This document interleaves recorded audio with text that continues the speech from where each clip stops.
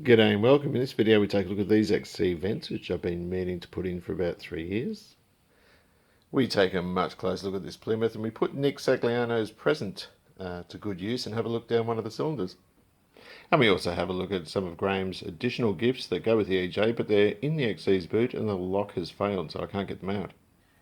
This looks like it's got spiders all over the back. I've glued these in with the white, what do you call it? Sikaflex, left over from the headlights. I'm just going to brush, being a seam seal, it should be able to be brush touched with a satin black inside there. I didn't want to drill holes or extra holes in the car to mount those, so the tape just sits there and hopefully it holds it down until it sort of settles or sets. And also just done that little trim clip in there. So I'll put it in the freezer now because that's what I was advised to do. So on the EJ, we've got a really good front indicator housing. We've got a really not so good one.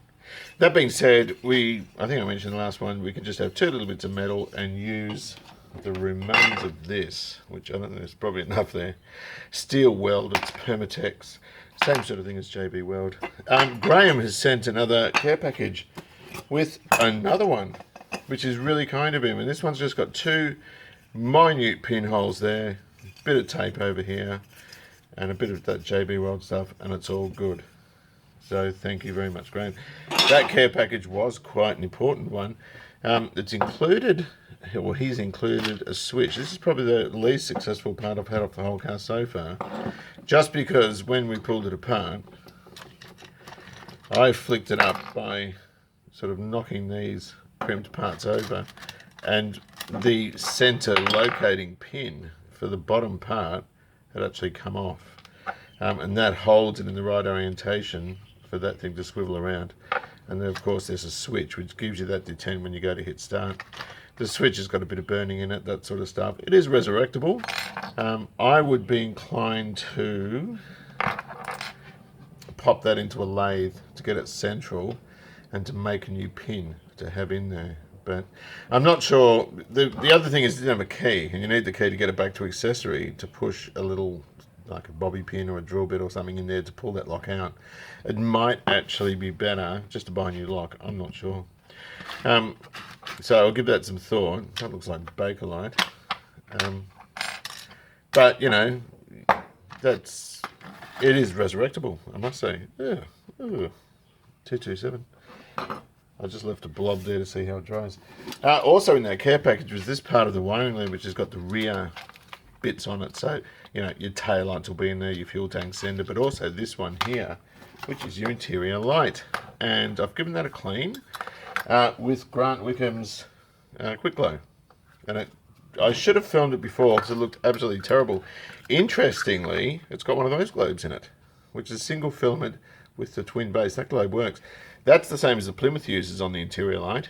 And also the Sigma in the boot light uses one of those, which I didn't know Holden actually used them. I thought they were a Mopar thing, but doesn't matter. That works. Very, very bright indeed. We just need a dome light lens and we're good. Let's give it some volts. That's pretty bright. Perfect. A distributor cab. The one I've got's got a crack in it. This one looks like it is actually brand new. That is nuts. So that is going straight. I'll just wipe that off and that'll go straight on the Dizzy. And also the wiper knob, which is a hard thing to get. There's a brake light switch in here. We'll have a look at that. And a dip switch, the factory Holden one. Let me just go get this other thing and have a look. Just give me a moment. So wiper switch or wiper motor's all back together. It looks quite lovely. I haven't tested it yet. But that is just so generous. eBay, $80 for one of those. This one looked good, but it was faulty. So I've still got the other distributor housing, which I'll put together as a spare if somebody else would like it. And we'll pop that. See, that one looks pretty good, but it's got a big crack in it. Where's this one go? It goes like that, doesn't it? Oopsie. Get on there. And that's just as good as new. A perfect Dizzy. I've just got to put a roll pin in there and we're good. So Very happy indeed. And of course, we've got another dip switch. Oddly enough, this is the original Holden one, and you can see Holden and Ford were doing very similar things. They're the same sort of stuff, although I'm not sure if the configuration inside is the same. I'm assuming it is. But the funny part is that is 60 years old and feels better than that. That one's inclined to canter over a little bit. It's nowhere near as positive because it's a much cheaper type of product. But how should we go with this thing? And this one I think he cleaned up for me. Perfect. Actually, brake light switch. And that doesn't even need looking at. I think we're going to have to plate this bit though. What do you think? Right, well the $60,000 question is, do we have enough adhesive to have a look at this thing?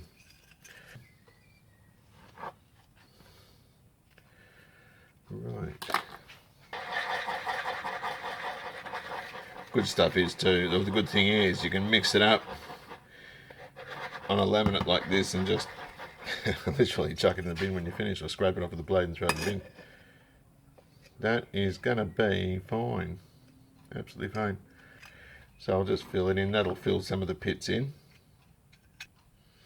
and that is done there. Well, we've got this little bloke running a few days ago. I think it might be time to have a bit of a closer look. Had the thing for 5 years, and in that time, let's open him up and have a bit of a squizzy. I took the lock off. Where the hell is it? Oh, there it is. I've got to put that back on. That little doodah there. Right. It's surface rust.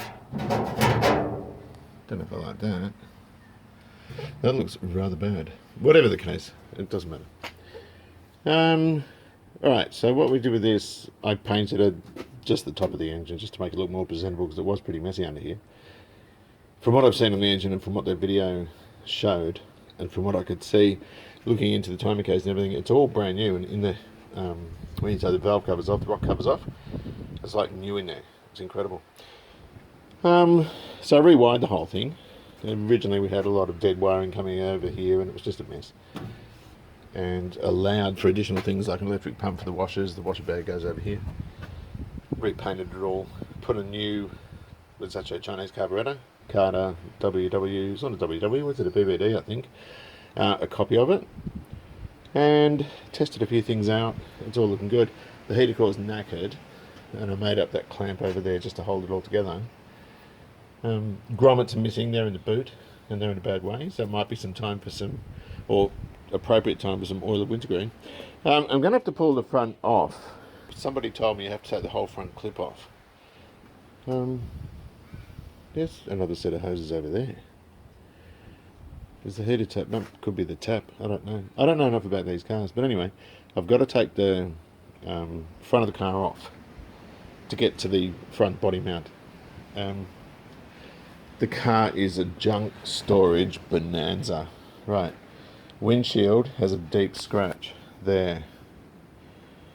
It's not in the swept vision of the driver, so I'm tipping it might be alright. Windscreen's just sitting there with a bit of towel around it, that sort of stuff.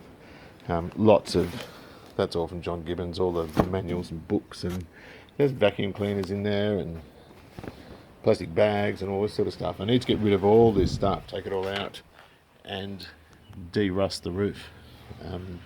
Just got surface rust from condensation, I would say. But before I put the headlining in, we've got to look at that. And before we do anything, I want to change these mounts, and I'll show you why. I've looked at this car when I got it, but only quickly. And it's not rewired in the back end. I want to redo that. So I think we need to see what's in here. There's a shoe from Mum, a sample. I was supposed to buy him a new pair. A couple of Starly bits and pieces, like a door trim, and there's other plastic trims and that sort of stuff. So I'm just going to put this on a stand, a tripod, and see what's in here. So this is really explorative. Some gloves, garden gloves are used for welding, that can go in the shed. That's a Starley door trim with the electric door locks, so that can go somewhere safe for now. Now last time I actually took the brake line out of the car, and I've got to get this done, and I think I might get it done sooner than later. I've got to try and find where I left the other one. And I was going to pull these garden beds out, but they are terrible and weedy. And I think I left it in here somewhere. Here's Cleo. Hi Cleo. There you go. There should be... Cleo, have you seen a brake line in here? Oh, hang on. Oh, it's going to bend. I better do the weeds before I take it out. That's it there. Hang on, is it underneath this thing? God, this isn't how you look after your brake lines.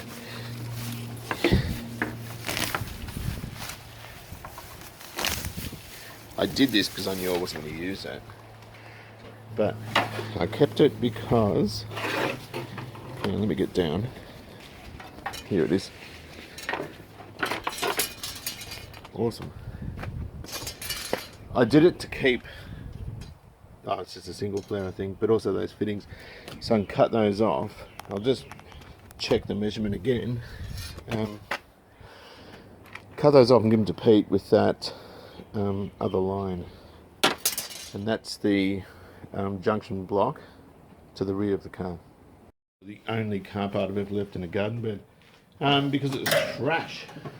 This is not being finished in the inside of the boot. And you can see the fittings are oversprayed and horrible. These will all get plated. The Plymouth boots almost look like grey primer. They're very ordinary. And they're not grey primer. I don't actually know what the colour is, but I might just prime them and just put a bit of satin clear over or something. Door trims. Now this is what I want to be careful of. I don't know what this stuff is. It looks like it's out of a box of chocolates. And I'd love to be able to get some. Or something equivalent. The only thing I could find online was this acrylic plastic that was sort of flaky gold. But it might not look right. And I certainly don't want vertical tuck and roll patterns with red and white. I really don't want that. So these sorts of things actually I can probably make, but get them upholstered. That's just a straight stitch there and there. It looks like it had something else there. I'm not sure what that was. And I don't know if there's supposed to be a trim across there or that. These are pressed in. They've just got tabs in them. Look at this. That's what's so nice about this. Would have been lovely if it was in better condition. 22nd of the 4th, 1957. So I've just got to see how these are made. They look like they're heat pressed together. But I do want to keep that. Now, they're all different. Furies are different from Belvederes. Hardtops are different from club sedans. Four doors are probably different, I'm not sure. But I need to be careful of that. So the seats have a similar pattern to this, but in fabric, where this is just vinyl. And it's almost like a Miller shirt. There's gold bits in with gold piping and this sort of stuff. And I really want to follow what Plymouth have done with what I do. The fronts, beautiful trim. The armrests only go to here, so I'm not sure what's meant to go there, whether there's anything, can you see over there? Yes, you can. Whether there's anything there as well. I'm just not sure. But they're just stitched and then sort of ironed down. That's all that they've done with that. But again, beautiful. They're just not quite tight enough, particularly with this red overspray on them. Alright, so this is where I sort of left it last time. I bought a set of body mounts here with, well, they just look like that. I don't even know if these are the right ones, but it said Chrysler, so I figured this is actually a Chrysler, so maybe it's going to be fine. And I've also bought some hardware, mounting hardware. I don't know where that is at the moment. The car came with front and rear screen seals, but they're two-piece, or they're sort of, you have to join them up. I don't know what the hell that is. Doesn't look long enough though. Then you got that one, so it's probably a two-piece for the, whatever that is, the front or the back. And you got this one, which is the other end. And you've got to roll this stuff. No freaking clue what that is. But I'll get Jeff, who's a specialist with these sorts of things, to fit the glass once I've done the mounts and everything. So they can come out. Interior light. I rewired it with a pink wire because these felt a bit hard, although that one doesn't feel so bad. And, you know, it is what it is. I'll put that together later. I'm not fussed about it. If it was powder coated, that'd be really pitted. I think it was all rusty, which is why I didn't care if it was sandblasted, but normally you would never sandblast something like that. But I think that's going to be fine. This is where we're probably moving into some more interesting stuff. That's the original speaker. I do have a speaker out of a BMC car that looks pretty much identical to that, so I can change that out. There was an option on these cars of a rear speaker. They're only mono sound, which doesn't matter. But if I can use a rear speaker, that'd be good too. Washers I got for the body were too thin. I actually spot welded them all together, but I'm not going to use them at all. And there's all this paint. That's clear. There's quite a bit of clear in there. After all, I don't know what that is. Who's it? Oh, it's Dutch. There's a Dutch clear. PPG in Arctic White, which was a bad choice, I think.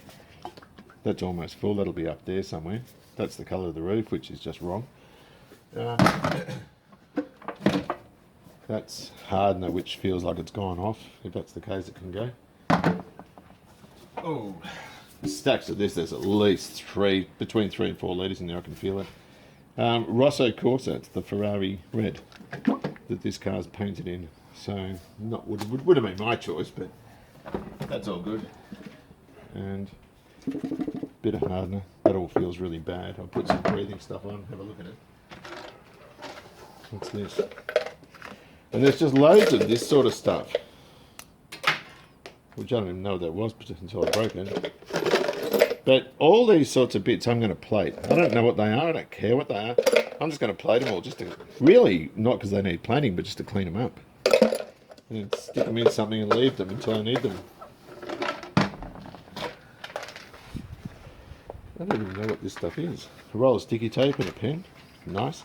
There's a few hardeners in here. That one's knackered. Obviously it doesn't seal properly around here. But this one, that's hardener, alright. So they're trash. This is why I'm changing the mounts. This is one of the old ones. You can see the shank of that's knackered. Most of them, this is from the boot just under here. Most of them are bolts. But you can see they actually just stuck the old ones back in. So the car was, the work that's done on this car is second to none. The panel work, I've been over the whole thing with a magnet, and it's all magnetic except one area of the boot lid up here, and also just behind the wheel arch at the back. But the rest of it's just Mickey Mouse. It's incredible. They've done a lot of work on it. There's a bunch of speed nuts and stuff. They've done heaps of work on it. Oh, that's an exhaust clamp, is it? This would have had a thing. I don't know what all that wire is for. Here are the bolts I bought. But they'll be friggin' covered in asbestos, these things. Beautiful. But they've sort of replaced a lot of parts.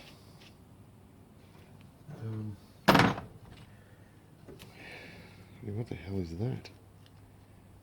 I have no idea what that is. I might have to just stick my nose in the manual. I did buy an aftermarket manual. Any body type washers can be plated. That's the top of the transmission dipstick, and I've got one somewhere, but it's broken. This is a torque flight car, which is great. It's not a power flight, so we've got, I wonder if I can weld that back actually. We've got a 3-speed automagic, which is great. That's just assorted crap. Battery clamp and nice oldie weldy exhaust clamp. That might be worth getting cleaned up. So I've just got to go through this stuff. There's wheel bearings there, hub nuts and all sorts of stuff. I would say the new bearings and tyrolines and all that sort of stuff in the front, which is magic. Or they haven't and they were going to redo these ones, I'm not sure. They're being masked and painted. So these are obviously good second-hand ones, I guess. I've found that ring for the dipstick. I just don't know where the rest of the dipstick is for the auto, because it hasn't got one. It's got a rag sitting out of it. So And some of it's not very well looked after. I bought this. This goes for underneath here. You can't see, but underneath the boot, it didn't have one. It was missing. So we're going to put that in a safe spot, the same as these. They've not been stored very well. That looks like a windshield mould of some description. The grommets are knackered, so oil of windscreen, as I said before, that's a really good number plate line. 57 Plymouth. Lots of bits like this. Now, they're pretty much munted. They're your belt line felts, if you like. There's another, I think, an interior belt. What I'm going to do, and we've also got these, not the foggiest. I think they may be to do with the headlining, securing the headlining. That's what I think they are. No idea. I've got a bunch of those. Well, I've got two of them. And also these two. No idea what that is. Not the foggiest. They're off this car though because they're rusty and they've been epoxied, I think. But they're still serviceable. So these sorts of things we put away. Those bits that are just munted and knackered, including this, and this would have been from one of the original Baileys, we keep these until we're finished, completely finished the car, because that will, if something doesn't fit when we get new parts, we look at the originals. So they all get tied up, and that's a good thing when you finish a car, you get to throw all this stuff out. You know. But for now, I think we just tie them up. The other thing are, and I think Plymouth did what Ford did. They're your headlining bows, and I'd be inclined to. I'll get John to hydro those, and I'll paint them. I'll just rattle can them. One's broken. Oh dear. That's unless one of the bits has come off. I'm not sure. Yeah, that's less than ideal. I think just one of those fittings has come off. Dip switch. I can't remember. I think this car's got one. That could be a spare. Not sure. Sun visors, again, beautiful fittings. Was it this one? Yeah. It could be a different year though, and that one's a lot shorter than that, so I'm not sure which is the right one. That might be on the side of the seat, not sure. And here. Nice. Right, I've got, I remember there only being one Belvedere badge. And I need two. That's the sort of thing you could probably spray release agent on it, get rid of all the pitting, and cast them in pewter or something. I'm not sure, but I've noticed it's actually quite difficult to get. That's probably usable. I could probably just black between those. I'm not sure what Plymouth originally did, because the pitting's only really evident on those bits there, so I can bodywork those bits and use that. This one's missing an E. So unless it's in here somewhere. And the E is, yeah, the E is well and truly gone. So I want to put these back in because the guy that did the bodywork didn't actually fill in the holes for these. There's probably a torque light gap there. Oh, screen moldings. There's a whole lot of stuff in here. That's some sort of finishing trim, or that could be a joiner between the screen moldings on the front or the back. That's a very valuable thing, or at least valuable for me to keep. Oh, there it is. There's the busted dipstick for the torque light. Hang on, it goes this end. I can fix that. I'll just strap a bit of steel either side of it and weld that together, because I actually looked online and a torque flight dipstick with tube was $150 or something, and I thought, I don't think so. I'll fix that. That's cool. They've got some new doorknobs and so forth. I'm tipping their doorknobs. This is a 2-door post, so we're going to need 2 of those, and we need 3 winders. Oh, 4 winders, sorry, and I've got 3. And they're beautiful. They're in great condition. The original ones that came off the car, you know, look like that. And so I'm tipping this car was left outside, and it probably had quite a lot of rust in it. It looks like moisture's been trapped in the interior. That's what normally happens with that sort of thing. They deteriorate heavily. So I need 1 good window winder. Or window winder handle. That's in beautiful condition. These are lovely. But again, we've only got 3, I think, of those. Windscreen wipers. in stainless, which is beautiful. It did come with a radio, but that's what it looked like, which is the reason I bought the one I bought. But having said that, I didn't test this one. There might be parts in there to get mine working properly. Armrests remind me a lot of the Holden ones of the time. I will repaint these, and there's probably a way to repad them as well. And I've got all four, but I'm tipping the driver's one is the knackered one, which has gone liquidy and horrible. So, you know, they're vinyl covered. I reckon you can cut another biscuit of foam out and redo them. I don't think that's going to be too difficult. That could be washers or something. I don't know what that is. It's a pedal. I'm tipping that's the windscreen washers, and that would be to turn the wipers on, and you can see how rigid that wiring is. I'd be inclined to leave that out. Oakland, that's my number plate frame. And we've got all these bits and pieces. There'll be springs that go behind the door, window winders or door handles, I would think. And all these really hard, crispy rubbers, which I'll try and get hold of that oil of wintergreen stuff that people always talk about. Really hard. You couldn't put them back in, but they're still intact, you see. So that's the rubbish in the boot. I'm nearly there. Just on the home straight. Here's the spare. It says, I don't know if you can see it, Electrofuse, made in USA. Doesn't say Chrysler or anything on it. 14 by 5. And I'll get these powder coated. And, you know, a lot of people do tend to use cross plies and things. I'm not sure. There's also, oh, I found this. That's a lower steering column surround, or support, sorry. And that's why I'm not repainting any of the inside either. It's just too good. So that can get put away. And the only thing, whoops, shouldn't be in here, is a pinch bar. That's probably how they got the car home, man. They pinched it. Get this, and it's got all its, oh, hang on, a Clevo dipstick. That would be from me. Reminds me of the Galaxy, the boot, but it looks like it's got foot marks in it. I reckon they've changed the boot floor. I would have thought they would have bead rolled it. I don't think they're supposed to be flat like that. I've emptied it. I've just got to vacuum that out. I'm kind of working out this stainless here. So that's the bit that I bought that goes under. Apparently 57 and 58 are different. And a lady had this on her 58 and she didn't want it. So I bought it off her. Anyway, that goes there, and that's fairly easy to figure out. These bits, I'm tipping go there. That's the other one of these lower screen molds that weren't there. I'd had that other one fitted, but this one wasn't. I'm tipping that has to have a hole in there somewhere just to screw that down once the screen's in. There's the top one.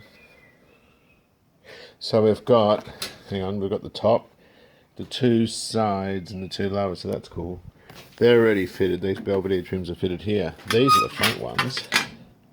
And I've just been sort of fitting, that's the piece there that goes across there. That's the top, so we've got that. And the bottom ones are in there, I think. Let me just check over the other side. And if that's the case, that's actually a great thing. Yeah, it's there. Cool, okay. The other thing is there's some dog leg ones. Yes, that's got one there. So all the stainless is there,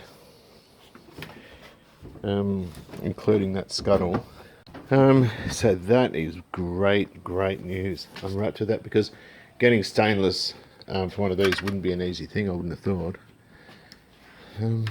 Is that muck? What's that in there? Hang on a minute. What have we got? Oh yeah, that's just dirt. Sweet. Right, so it came with a set of carpets. Unfortunately they're red, like the rest of it, but it's not a bad red, it's sort of like a scarlet colour. These are proper carpets made for this model of car. There's it's got quite a nice heel mat, but it's all sort of creased up from being in packaging for 15 years or whatever it's been. So I'll take these inside and maybe pop them upstairs and just leave them flattened out to try and get that back into shape. But But they're the real thing, you know, they're good. They're good quality, they're overlocked nicely with vinyl and, you know. I'm looking at this colour and I'm thinking it looks a lot like, you know, the metallic red vinyl will probably match that quite well. And offset it with a different colour to try and break up the interior colours. I'll show you what I'm talking about. Perhaps the light's not too good. There's a pattern in it which is sort of half a green vinyl with a fabric which matches the door trim and gold piping. And I'd want to keep that sort of arrangement, if you know what I mean. So, you know, red and then maybe something with a bit of black in it to match the steering wheel, because I didn't do the steering wheel red. I made sure to do it black. But I do like the idea of gold piping and keeping it as close to the original type of pattern as I can. So it's had plastic on it there. You can see it's sort of all breaking off. I'll have to show you what I'm talking about. It's got gold in it and that sort of stuff. It's actually really beautiful. I do have to get this rear glass out of here though. I've never... Is that out of focus? I've never had that out of the car in the time I've had the car here. That's a better view of it there. That beautiful fabric. I don't know what I can use in terms of, you know, a red interior with something along those lines, but that's what I'd like to try and emulate. And you know, the gold piping and all that sort of stuff. That's how I want it to be. So yeah, I definitely want to follow what the original trimming was. Well, it's time to take a bit of a sniff around inside this engine. It came in the car as a rebuilt engine, but I was dubious anyway, because you don't know what or to what extent it's been rebuilt, and it's refreshing to see it's been all bored and honed, and it's got 40 thousandths in the top of the piston there, which means this block should by rights be nowhere near maxed out. Valves sit nice and proud. You can see that one there. One of them's open. The camera does have a forward-facing camera and a side one. I didn't spend enough time learning how to use it properly. I think I've got the resolution set a little bit too low.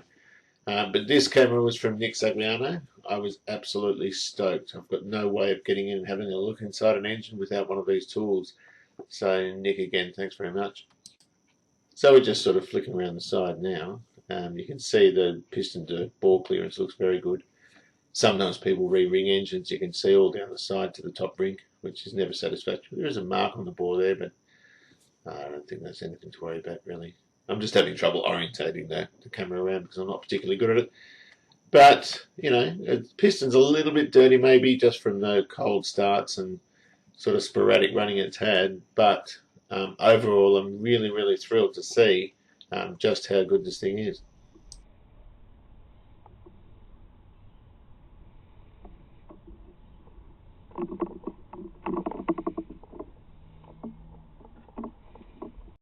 Right, I've got a knitting needle sitting on top of the piston at the bottom on 20 millimeters. I just want to verify this is, I'm sure it's a 301. There you go. That's a bit of view. I was going to wind it up and see where it lands. It's a plastic needle, of course. I just want to see where it goes. So I got, is that at the top there? Yep. Let me just go back a bit just to make sure. That's about the top there. Which is 105. So 85. I tried it first with a piece of wire. I didn't want to do it too much because I didn't want to scratch the piston. And that was coming up about the same. So it's quite possible someone's put a 318 crank in this when they rebuilt it.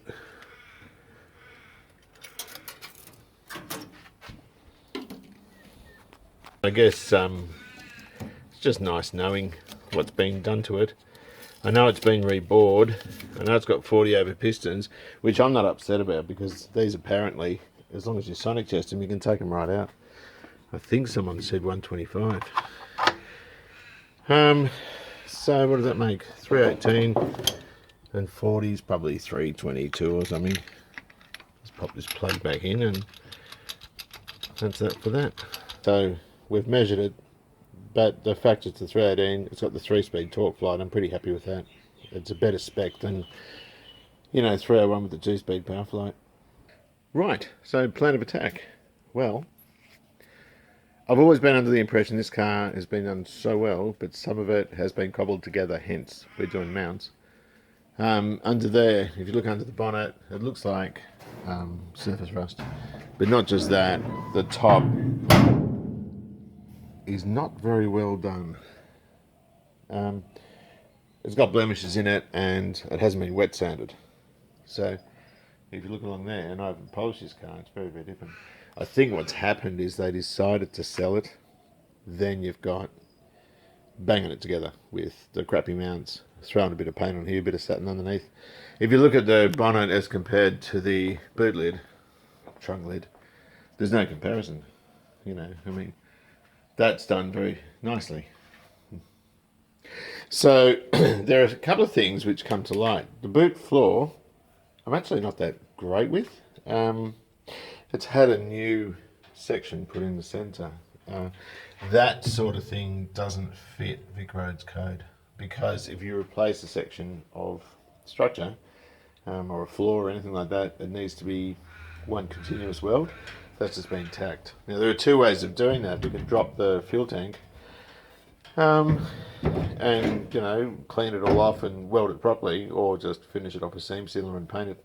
The interior of the boot's going to have to be grey. I think that's what they're meant to be. With the red there, and I think they're grey around the tubs and everywhere else. So we'll just do something like that. But the bonnet, I might take that off and redo it. Now, interior, I can do the headlining. I can finish the wiring. That's actually quite easy and nice to do. And it's rooted in quite a simple way. I don't know if that's how it's supposed to be fitted, but you can see it there. It just doesn't look very tidy, and it's kind of screwed. And so I can put a twin plug on there and a single plug on that one, so that the taillights can still be removed and you can sort of plug them in and all that stuff. But I haven't got the room to take the whole front clip off. I think in the next video we're going to need to disassemble it all, and that is being broken. I'm bummed about that. But whatever the case, a lot of work to do on it. We've got to start by taking the bumpers off, and that way we can get it in a bit of a sort of a safer way to jack the body up. But very happy with this car. It's lovely, and wrapped about the engine. It does get a little bit bigger, works out at 325 cubic inch, which will give it a tiny bit more torque than a 301 would have. Oddly enough, the 301's called a Fury 301, but it's not what the Plymouth Fury had. I think, and I don't know, I need Mopar guys to tell me this, but I think the 301 was I think the Plaza, was it the Plaza or the Boy had a 277 still, and the 301 was standing in the Belvedere. But 318s I thought were all 4-barrel or dual quad for there was a Sportline one or a V800 or something like that, I can't remember. Anyway, someone can tell me. Someone will know a lot more about these than I do. But whatever the case, in the next video we'll take all the front apart and prepare it to do the mounts. So with that being said, I hope you've enjoyed this. Take good care of yourselves, and I'll see you soon.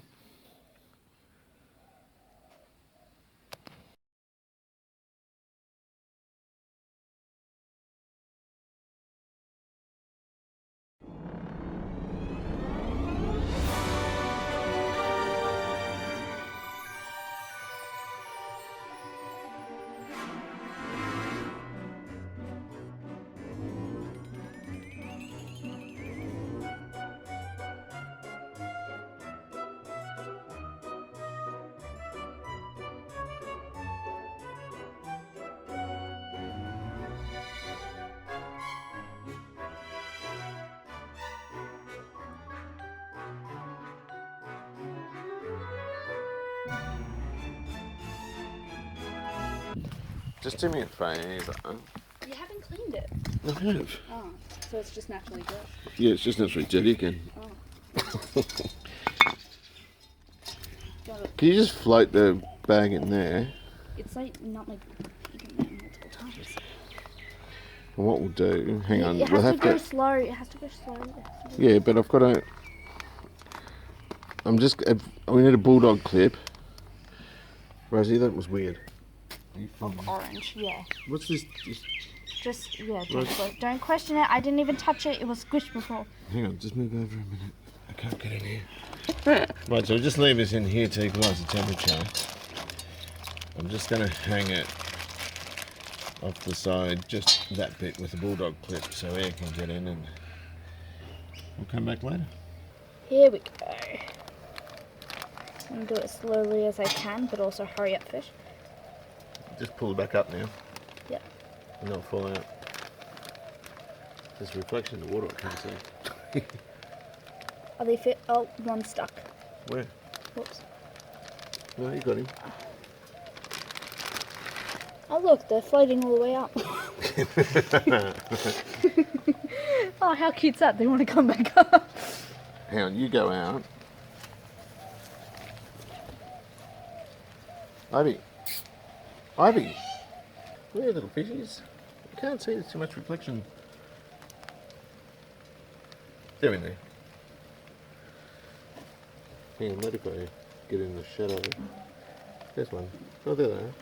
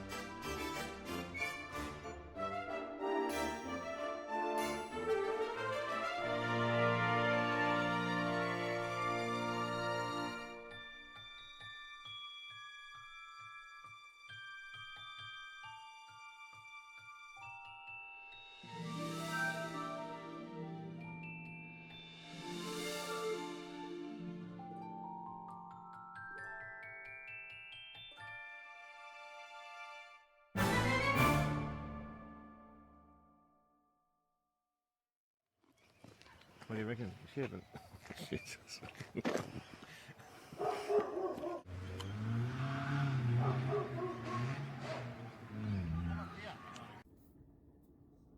Move.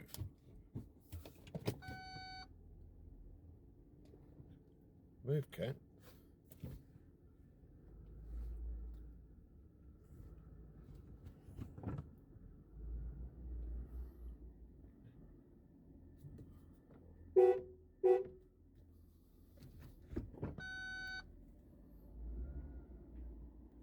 Move.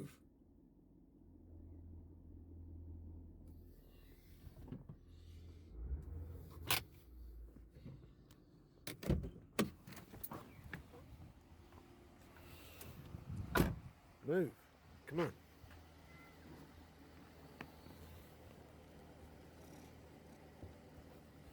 Off you go.